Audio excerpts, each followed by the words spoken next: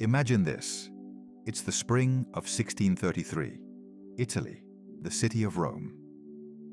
Galileo Galilei, an aging scientist, stands before the Inquisition. His crime?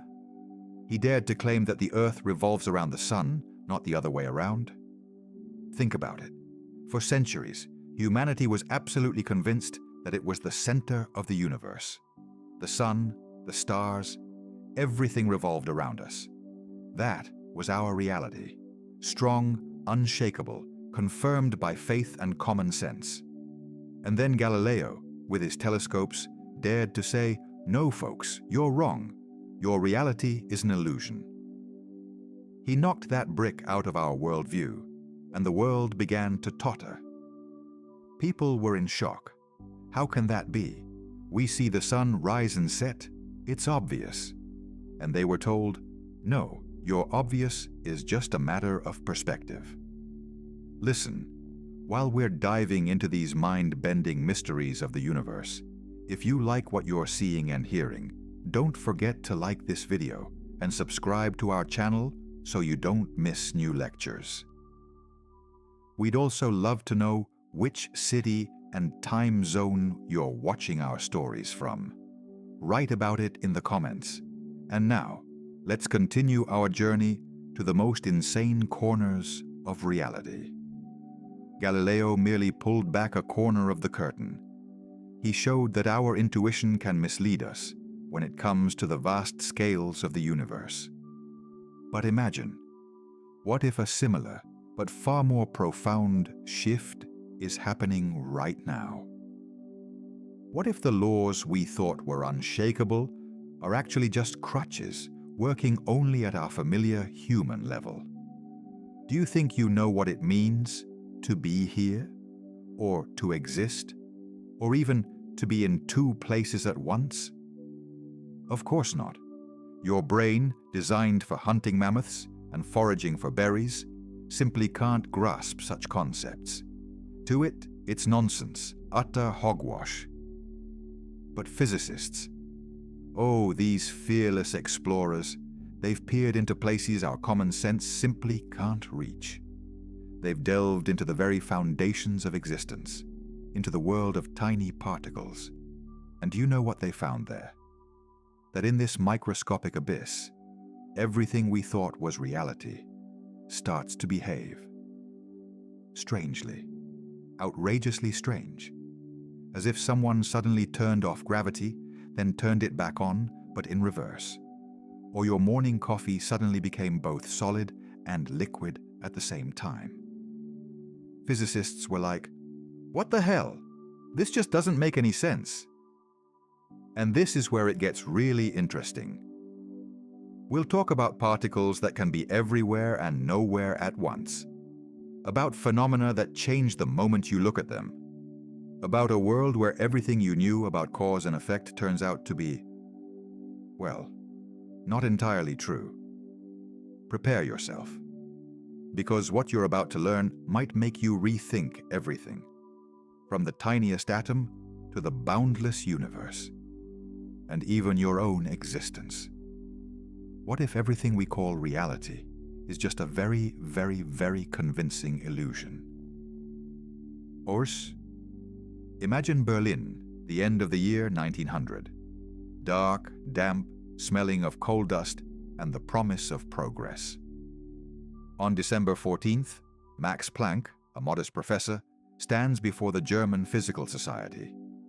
He doesn't know that this day will mark the birth of something incredible, something that would turn our understanding of reality inside out. Scientists of that era, they were almost euphoric. It seemed that all of physics had already been written. Newton explained how planets moved. Maxwell detailed electricity and magnetism. Physicists were like, "All right, everyone, we can pack it up. We're almost done. Just a few minor tweaks left." The universe was a cozy, predictable mechanism, working like a Swiss watch. And then this Planck came out with his report. By the way, if you're enjoying this dive into the crazy world of Quanta, don't forget to subscribe to the channel and give us a like. It helps us make more videos like this. And let us know in the comments, which city and time zone are you watching our lectures from? We'd love to know. Now, let's get back to our professor and his minor tweaks. You know, it's like you built a perfect house of cards. Everything straight, beautiful, every level flawless. And suddenly, someone notices that in the very bottom row, one of the aces is slightly wobbling, barely noticeable. Oh well, no big deal, you can ignore it, you think. That's how it was with physicists. These minor tweaks were called the blackbody radiation problem and the photoelectric effect. Seemingly trivial. What is a blackbody? It's a perfect absorber and emitter of light. Imagine a glowing hot metal in a furnace, radiating from red to white. Physicists could predict how it should glow, but only for long wavelengths. When it came to short wavelengths, ultraviolet and beyond, classical physics failed, predicting what was called the ultraviolet catastrophe. This would mean that any hot object should emit an infinite amount of energy in the ultraviolet range. In other words, logically, a cup of hot tea should instantly obliterate everything around it with a deadly stream of radiation. But that didn't happen. Tea warms you. It doesn't kill you. And that was the wobbly ace in the House of Cards universe. Max Planck, despairing of a classical solution, made an incredible assumption. He proposed that energy isn't emitted continuously, like a smooth wave, but in portions, discrete packets. He called these packets quanta. What nonsense! His colleagues would surely have exclaimed if Planck himself hadn't stated that his idea was an act of desperation. It's like saying water from the tap doesn't flow smoothly, but only in individual droplets that can be counted one by one. For a world accustomed to continuity and smoothness, this was akin to madness. But this assumption, this tiny, strange brick that didn't fit into the neat edifice of classical physics, suddenly explained everything. It prevented the ultraviolet catastrophe and perfectly described the glow of blackbodies. Planck himself didn't fully believe in the physical meaning of his quanta, considering them merely a mathematical trick. He simply knocked out the first brick. He didn't even know that this small detail would open Pandora's box, from which the most insane and brilliant ideas would emerge, turning our world upside down. And that this world would never be the same again. Imagine Berlin, December 14th, 1900. In the stuffy hall of the German Physical Society, Max Planck, a man with a beard and tired eyes, stood at the blackboard, trying to explain what seemed like a trifle. How exactly does a hot body emit light? Classical physics predicted the ultraviolet catastrophe, that a hot object should emit an infinite amount of energy, which obviously doesn't happen. It was like trying to pour an infinite amount of water from a single glass. Planck was at a dead end. And then, in a desperate attempt to save the theory, he proposed a solution that he himself considered an act of desperation, a lucky guess. He said, energy isn't emitted smoothly, not in a continuous stream like water from a tap, but in portions, small, discrete portions, as if water flowed not as a stream, but as drops. He called these portions quanta. He couldn't have imagined that with this word, he wouldn't just solve one problem, but would open a door to a new, absolutely insane world, where our everyday notions of reality simply crumble. By the way, if you're already curious where this crazy story will lead us, don't forget to subscribe to the channel and give us a like. It really helps us make more content like this. And please tell us, what city and time zone are you watching our lectures from? We're very interested to learn our geography. Meanwhile, let's return to our strange little quanta. So who are they, these mysterious quanta? And why do they behave as if they don't care about common sense? Essentially, a quantum is the minimum indivisible portion of anything. Light, energy, information. It's like the smallest coin in your pocket that can't be broken down into anything smaller. Or like a pixel on a screen. You can zoom out, but it still remains a distinct point. But it's not just about their portionness. The wildest part begins when we try to understand how they behave. Imagine, you throw a basketball. It flies along a specific trajectory, right? We know where it will be at every moment. Now imagine you throw a quantum ball. It can fly along several trajectories simultaneously. What? Yes, just like that. It exists in what's called superposition. It's simultaneously here and there and over there until you look at it. It's as if, before you opened your eyes, a cat was both alive and dead in a box. Absurd, right? And yet, this is a fundamental principle.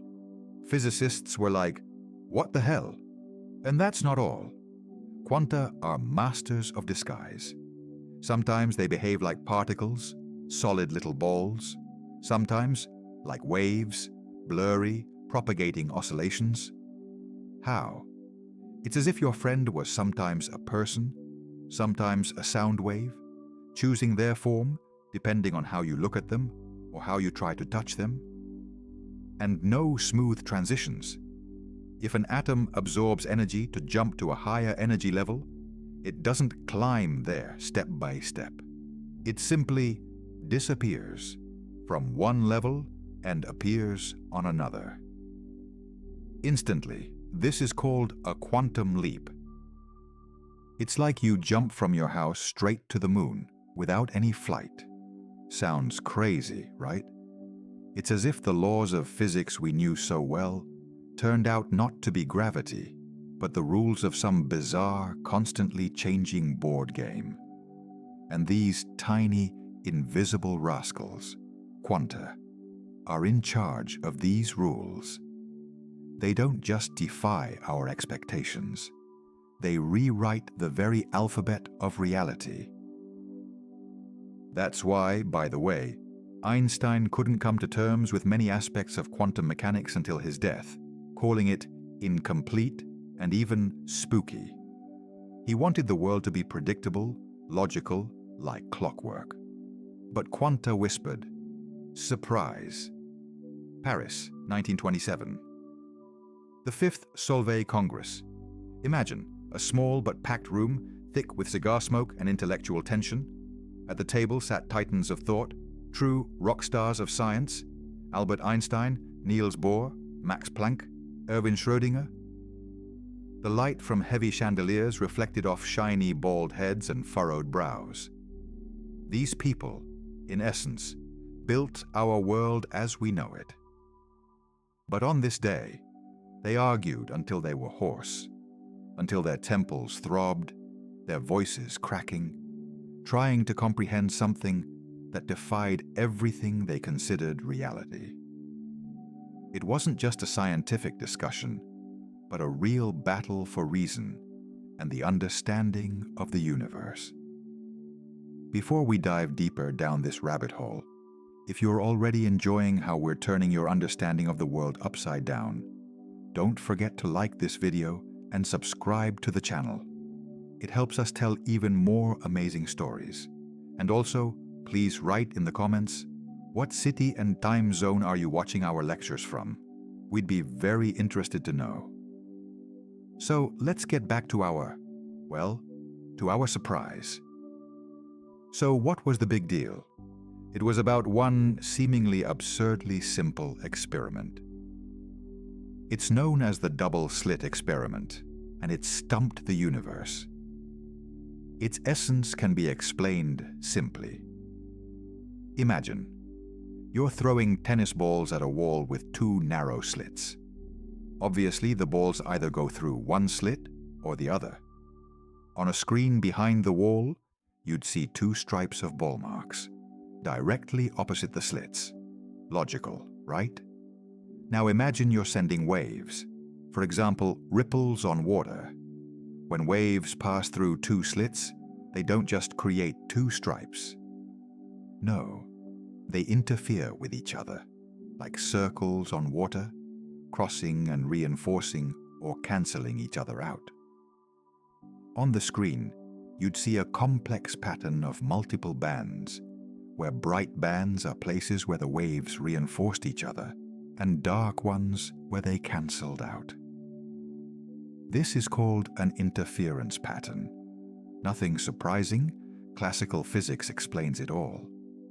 But then physicists decided, what if we take something that is definitely a particle, like an electron, a tiny ball-like electron, and we start sending them one by one through the two slits, one by one, so that they couldn't collude or collide with each other? What should have happened?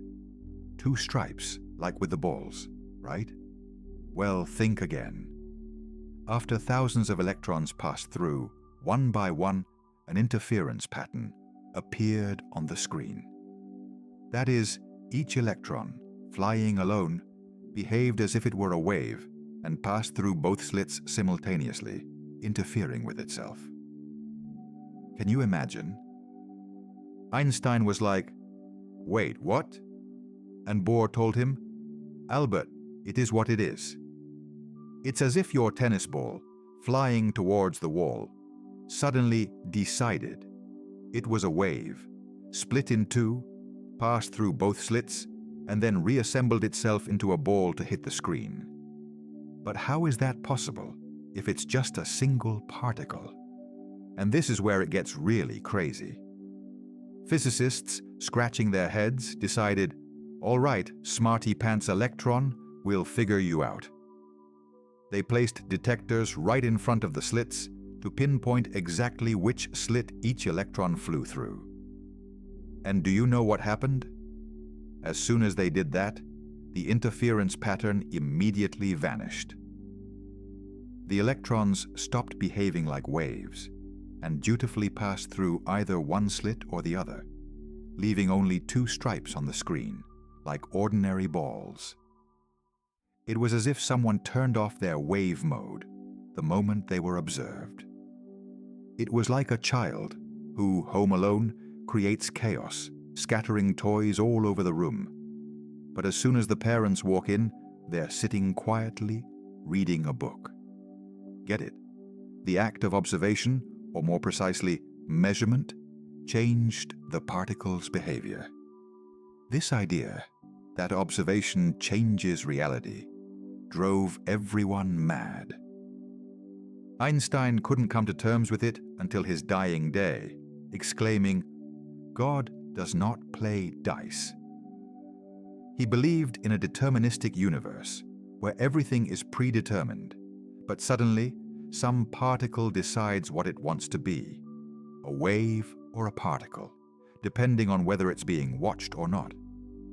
And this isn't just a metaphor. It's a real, repeatedly verified experiment. It showed that at a fundamental level, the world isn't as we see it. It exists in a state of superposition, meaning it's simultaneously there and not there, a wave and a particle, until we force it to decide. And it is the act of measurement that forces this quantum reality to collapse into one of its possible states. We don't just observe reality. We actively participate in its creation, at least at the quantum level. And that, you'll agree, is a completely different conversation about the nature of everything. Imagine a hot summer day, 1935, Princeton University, quiet offices where the scent of old paper and brilliant thoughts hung in the air. In one of them, hunched over sheets covered with formulas, sat three titans of thought: Albert Einstein, Boris Podolsky, and Nathan Rosen. They weren't just writing an article. They were trying to pull the rug out from under the audacious, newly emerging quantum mechanics. They declared, "This theory is incomplete. It cannot be true." And in their endeavor to prove that quantum mechanics was nonsense, they, unknowingly, predicted one of the most mind-boggling phenomena in the entire universe. They called it a paradox, but today we know it as quantum entanglement. By the way, if you're enjoying this journey through the nooks and crannies of reality and our lectures, don't forget to like and subscribe to the channel. It really helps us create even more videos like this, and we'd also be very interested to know which city and time zone are you watching our lectures from? Write in the comments, we'd love to know. So what was this paradox that made Einstein himself recoil in disgust? Imagine this. You have two Rubik's Cubes, absolutely identical, from the same batch. You entangle them. That is, you somehow merge their fates. And then you send one to Mars and keep the other with you. And now, seconds later, you start twisting your cube, turning its faces into a specific combination. And what do you think? The cube on Mars instantly, without delay, without a single radio signal, without any connection other than an invisible but strong thread of entanglement, takes on the exact same combination. This isn't magic. This is quantum entanglement. Two particles, two objects, millions of elementary particles actually, but for simplicity, two, once interacted, become linked in such a way that measuring the properties of one instantly affects the state of the other, regardless of distance, as if they are telepaths or inseparable twins with a shared soul. Oh, that's just nonsense, you might say. And you'd be absolutely right. That's exactly what Albert Einstein said when he first encountered this idea. He called it spooky action at a distance, and the phrase became iconic. He couldn't accept that information could be transmitted faster than the speed of light, as it shattered his entire theory of relativity. It's as if you tossed a coin in Moscow, and before it even landed, it instantly told a coin in New York. I landed heads. You need to land tails. Instantly, without delay. This is so shocking to common sense that even today it sounds like something out of a science fiction movie. But it's not fiction. It's reality, confirmed by hundreds of experiments. In the late 20th century, thanks to the work of John Bell and his inequalities, and then the experiments of Alan Aspect, it became clear Einstein was wrong in his skepticism. Entanglement is not a paradox. It is a property of reality itself. So what is it? Love across a distance that binds particles with invisible ties? Or a curse of fate, where each particle has no individual will, but only a predetermined state set by its partner? It makes us wonder, what if our entire world is one giant entangled quantum experiment, where we, the observers, are ourselves part of this unimaginable interconnectedness? Perhaps we are far less separated from each other and from the universe than we imagine. Gives you goosebumps, doesn't it? Imagine the year 1814, Paris. The brilliant minds of the Enlightenment, armed with Newtonian mechanics, were firmly convinced the universe is a perfect clockwork. The great French mathematician and astronomer Pierre-Simon Laplace once declared that if there existed a hypothetical entity, which he called Laplace's demon, that knew the precise position and velocity of every particle in the universe at a specific moment, then it could predict all future and past history of the world. Every event, every flap of a butterfly's wing, every human thought, everything was predetermined, all part of a gigantic, perfectly calculated mechanism. This was the grandeur of determinism, the beauty of predictability. By the way, If you, like us, enjoy these journeys into the depths of reality, don't forget to subscribe to our channel and like this video. It really helps us. And please tell us, what city and time zone are you watching our lectures from? Write in the comments, we'd love to know. Now, let's get back to our demon, who, as it turns out, was seriously mistaken. Because in the early 20th century, when physicists looked deeper into the very foundation of this predictable universe, they found not gears and springs, but something like a cat that was simultaneously alive and dead. A nightmare. Quantum mechanics, like a sassy teenager, pointed a finger at Laplace and declared, "Sorry, Grandpa, but your clock is broken and the mechanism works completely differently." It turned out that at the micro level, there's no 100% predictability, no ironclad cause and effect relationships as we're used to. There's only probability. Imagine you're rolling a die. In the classical world, if you knew all the parameters, the force of the throw, the angle, air resistance, you'd accurately predict which face would land up. But in the quantum world, that's impossible.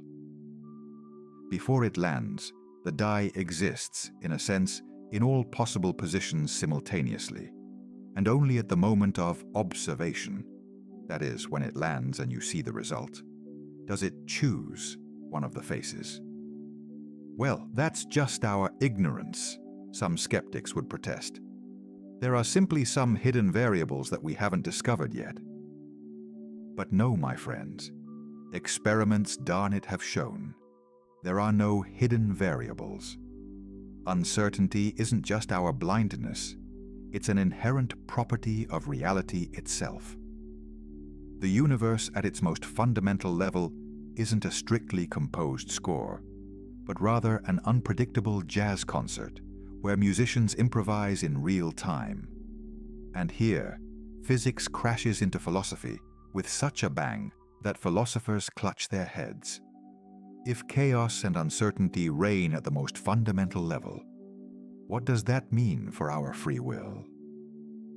If my thoughts, my decisions, even neural impulses in my brain are essentially based on quantum events that are inherently random, then am I just a collection of elegant but utterly random electron jumps? Are my decisions not my choice, but merely one of a billion possible quantum outcomes? Scary? Absolutely. It turns out our life isn't a pre-written novel where each chapter logically flows from the last. It's more like an interactive game where every next move is determined by the roll of invisible quantum dice, and you never know what will come up. So, I'm not the master of my own destiny? Someone might ask. Am I just a puppet of quantum randomness? This question has puzzled and continues to puzzle the best minds of humanity. Some physicists and philosophers suggest that quantum uncertainty might be precisely what gives us free will, opening up space for true choice, rather than simply executing a predetermined program. Others, conversely, see it as proof that our self is merely an illusion, and we are simply complex biochemical machines, subject to the influence of fundamental cosmic randomness. So imagine you're standing in front of a mirror, and your reflection suddenly winks at you with an absolutely spontaneous, unexplainable smile. Just like that. For no reason. This is the quantum world, challenging the very idea that we live in a world where everything has meaning and explanation. It invites us to see ourselves not as the peak of a cause and effect chain, but as incredibly complex, yet still quantum randomness. And believe me, that gives you goosebumps. Is our mind, our consciousness, our sense of self, merely a ripple on the surface of the quantum ocean?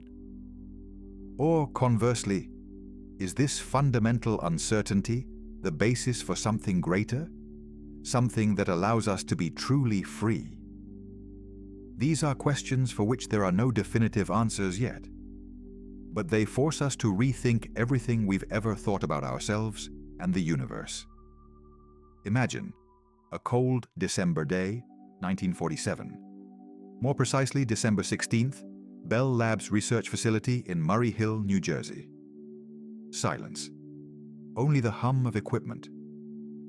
John Bardeen, Walter Bratton, and William Shockley, three geniuses, hunched over a strange device. A piece of germanium covered with gold plates held by springs. It didn't look like anything revolutionary, more like a contraption from a school electronics club. But on this day, they, unknowingly, turned on the heart of the future digital era. They created the first working transistor. Tiny, unassuming, but carrying within it all the power of quantum mechanics. This was the moment when crazy ideas about particles that behave like ghosts first took tangible form and began to change our world.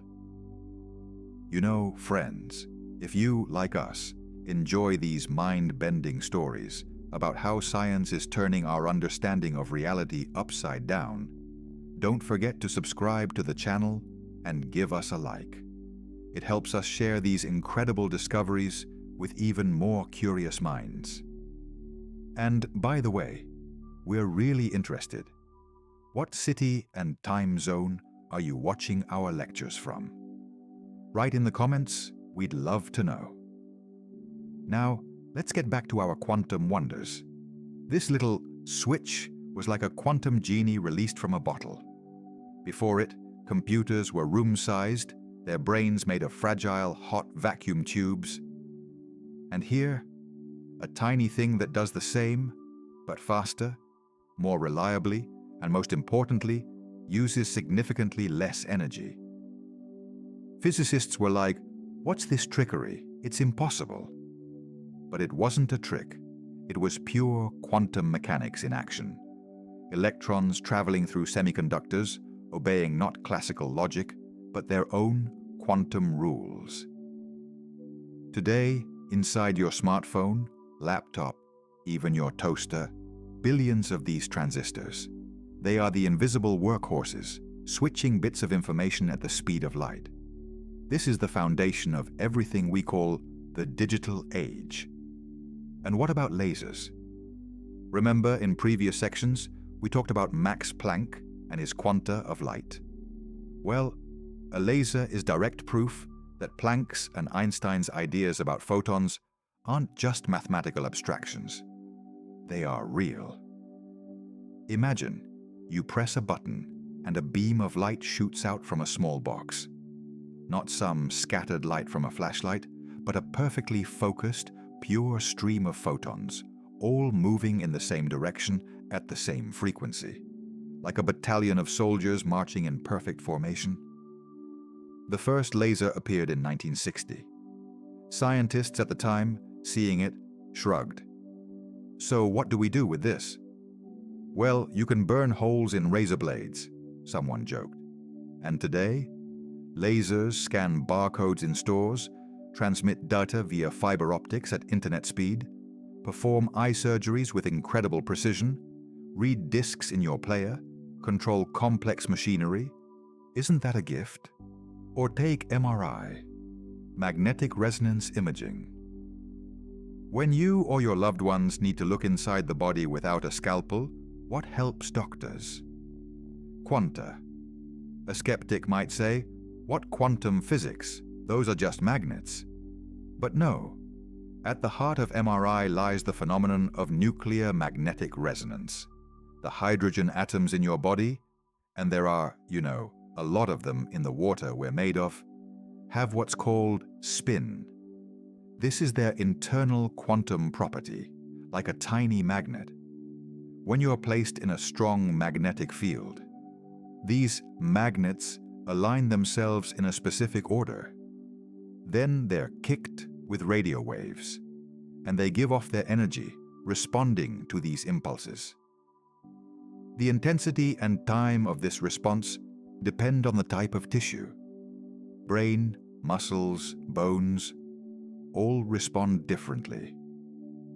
Imagine that every atom in your body is a tiny radio transmitter, quietly whispering its coordinates. An MRI machine simply listens to these whispers and builds an incredibly detailed three-dimensional map. It's simply fantastic. And what's next? Quantum computers. This isn't just about using quantum principles to improve existing technologies. It's a leap to an entirely new level. Instead of bits, which can be either 0 or 1, they have qubits. And a qubit, thanks to superposition, can be simultaneously 0 and 1.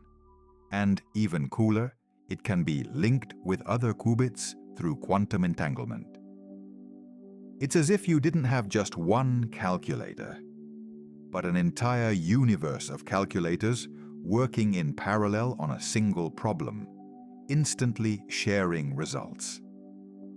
Physicists are like, it's like we're trying to crack a safe by trying all combinations one by one, while a quantum computer does it odnovременно. The potential, unimaginable, from creating new materials that are currently impossible, to developing drugs, to cracking any modern encryption, to groundbreaking discoveries in artificial intelligence. This is a future we're only just beginning to comprehend, and it's entirely built on those very crazy quantum particles that once drove scientists mad. So, these quantum quirks, these oddities of theirs, they seem to be not just to our advantage. They are a true gift from the universe. Summer of 1945. The New Mexico desert, Alamogordo test site. At 4 a.m, scientists, engineers, and military personnel stood frozen in anticipation. The air crackled with tension, and the pre-dawn darkness seemed to absorb all the hope and fear of the world. This was Trinity, the first ever test of the atomic bomb. And when the sky was suddenly torn apart by infernal flames, when the mushroom cloud rose 10 kilometers high and the desert turned to glass, Robert Oppenheimer, the chief designer, uttered words from the Bhagavad Gita. "I am become death, the destroyer of worlds." He was speaking then of a physical, tangible threat. But it seems that far deeper, far more fundamental destructions were already brewing at the very heart of science, in that quantum abyss from which this bomb drew its destructive power. By the way, if you're enjoying this dive into the madness of the quantum world, don't forget to like this video and subscribe to the channel. Your support helps us continue these fascinating investigations. And tell us, what city and time zone are you watching our lectures from? Write in the comments, we'd love to know. Now let's return to our unsettling journey. Remember, we talked about how observation changes reality, how particles choose their state only when we look at them. Well, scientists, like seasoned children, decided this wasn't just an interesting feature, but an invitation to play with the very fabric of the universe. But what if these games with reality could cost us dearly? Imagine you build a house out of Lego bricks, strong, stable, following all the laws of engineering. And then some mischievous child comes along and says, what if this brick can actually be both a brick and a ball at the same time, as long as I don't look at it?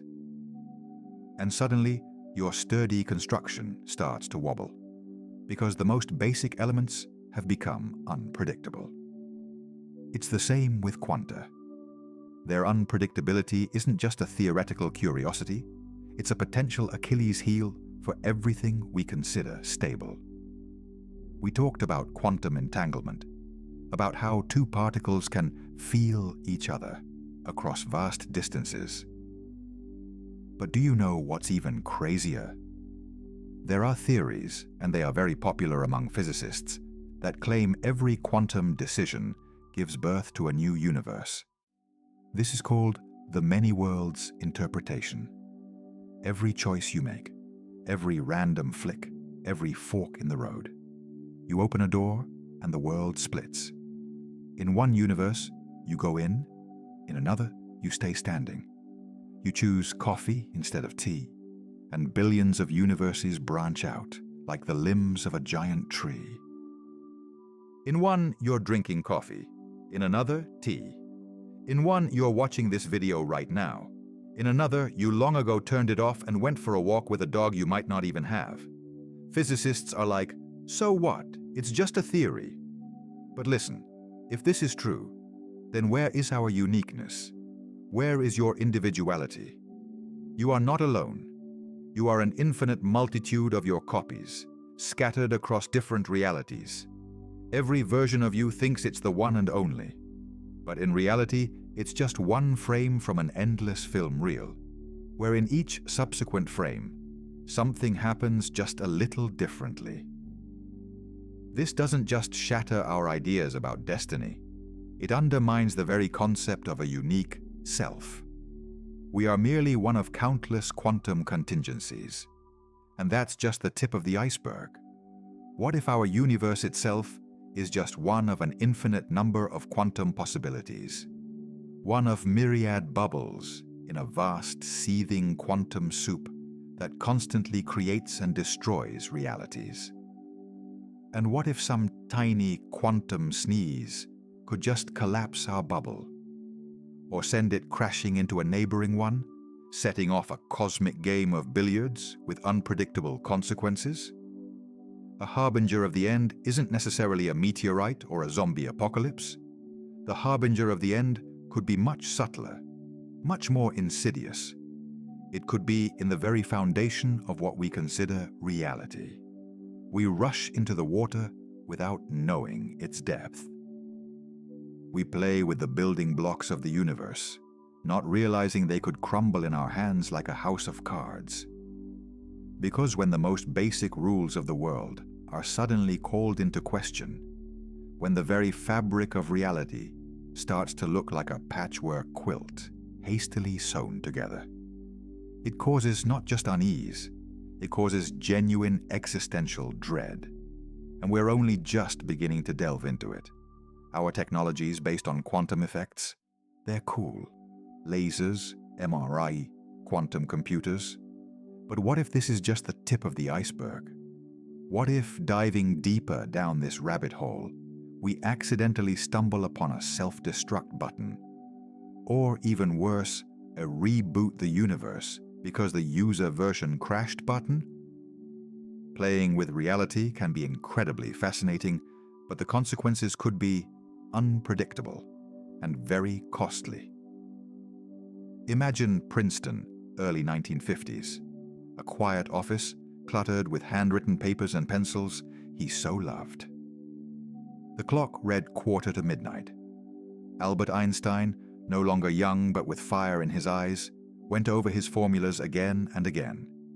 He was obsessed with one idea: to find the unified theory of everything.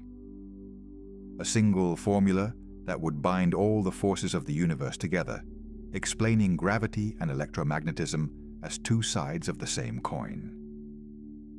He wrestled with this problem for the last 30 years of his life, but he never succeeded.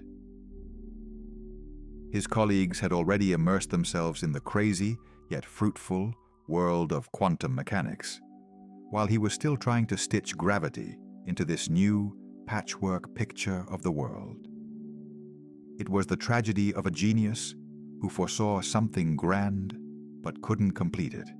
If you, friends, enjoy this flight of thought and such fascinating excursions into the history and future of science, don't forget to like and, of course, subscribe to the channel. We are very happy to see each of you in our community. And please tell us, what city and time zone are you watching our lectures from? Write in the comments, we'd love to know. Now, let's return to our hunt for the unified theory. You know what the main problem is that plagued Einstein and continues to plague physicists to this day? We have two absolutely brilliant, incredibly accurate theories that describe our universe, but they absolutely refuse to get along. They're like two brilliant but stubborn generals commanding different armies. The first is Einstein's general theory of relativity. It magnificently explains the world of large objects, planets, stars, galaxies, black holes. It tells us that gravity isn't a force, but a curvature of space-time itself, like a heavy ball pressing down on a rubber sheet. Smooth, deterministic, elegant, and the second is quantum mechanics. It operates in the world of microscopic particles, electrons, photons, quarks. And here, everything is different. Randomness, uncertainty, particles that can be in several places at once and manifest themselves sometimes as a wave, sometimes as a particle. Broken into pieces, probabilistic, unpredictable. Physicists are like, how can that be? Does the universe really use two different sets of rules? Imagine you have one instruction manual for assembling an airplane, and it says the wings are smooth, continuous surfaces, but another manual for the exact same model describes the wings as hundreds of thousands of small, chaotically oscillating blocks. Both instructions work for their respective parts, but they don't fit together. That's roughly the situation between general relativity and quantum mechanics. When you try to apply quantum mechanics to gravity, for example, to the singularity inside a black hole, or to the moment of the Big Bang, the formulas simply break down, yielding infinity. It's like trying to weld steel with wooden sticks. And this is where the great hunt begins. The hunt for the unified theory of everything, or as it's also called, the theory of everything. This is the holy grail of modern physics. The goal is to find a mathematical language that will unite these two theories, explaining all four fundamental interactions, strong, weak, electromagnetic, and gravitational, as different manifestations of one deeper reality. One of the most well-known approaches is string theory. Heard of it? String theorists say, what if elementary particles aren't point-like objects, not tiny balls, but microscopic vibrating strings? Imagine guitar strings. They're all the same, but each vibrates differently, and thus produces different notes. Similarly, these tiny strings, vibrating in different ways, form different particles. An electron, a photon, a quark, and even a graviton, a hypothetical particle responsible for gravity. It's incredibly beautiful, mathematically elegant.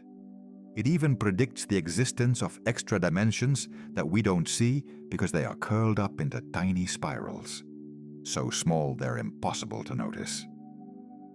It's like how a wire at a distance appears to be a one-dimensional line, but up close, it has thickness. But then a skeptic might say, so what? Where's the proof? How can we test these strings if they're a trillion times smaller than an atom? And that's the main problem. There's currently no way to experimentally confirm or refute string theory. It lives in a world of mathematical beauty, but not always in the world of observable reality. There are other approaches too. For example, loop quantum gravity. Here, the idea is different. Instead of inventing new fundamental entities like strings, let's try to quantize space-time itself. That is, if in quantum mechanics energy or momentum can only take certain discrete values, quanta, then why shouldn't space and time themselves be discrete? Not smooth, like a rubber sheet, but composed of tiny, indivisible atoms of space-time linked in loops. Imagine a fabric that from a distance looks like a smooth canvas, but get closer and you'll see it's woven from threads. Loop quantum gravity offers us a view of the cosmos as such a woven fabric, where the threads are tiny loops that make up space itself. This theory provides answers to questions about black holes, and even suggests that the Big Bang might not have been a beginning, but a big bounce after the collapse of a previous universe. Sounds incredible, doesn't it? Both of these approaches, and many others, are trying to glue together the two halves of our universe. One works top-down, trying to find the fundamental building blocks of everything, like strings. The other works bottom-up, trying to quantize the very structure of space-time. Physicists today are essentially detectives trying to find the lost pages of the universe's universal instruction manual, and the stakes in this game are incredibly high.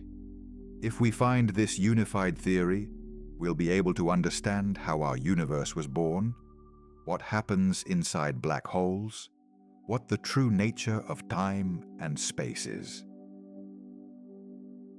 But what if the biggest myth is our certainty about its stability? You and I have come a long way, looking into the eyes of quantum paradoxes that have been making physicists scratch their heads for decades. We've seen how particles can be everywhere at once, how the act of observation changes the very essence of what's happening, and how the world seems to dance on invisible threads of unpredictability. So listen, what does all this mean? Are quanta a gift from the universe, opening doors to a future we could only dream of? Or are they a harbinger of the end, revealing the fragility of our existence, our insignificance in the face of fundamental chaos? Remember, we talked about quantum computers, which promise to revolutionize medicine, materials science, anything? It's pure magic, access to calculations that were previously simply impossible. A whole hypermarket of the future, opened to us thanks to these strange, tiny rascals. Or lasers, thanks to which your player works and barcodes are scanned in the store. Transistors, which gave us all modern electronics. All of this, direct descendants of quantum theory. A skeptic might smirk, so what? Technological progress? But think deeper. Quanta challenged us. They showed that the world is far more complex than we could imagine, that it doesn't obey our intuitive laws. These aren't just new gadgets. This is a new understanding of being itself. What if our world is just one of an infinite number of slightly more stable quantum bubbles? One of trillions of possible outcomes of a giant quantum experiment. And what if our close attention to it, our consciousness, our observation, keeps it from falling apart?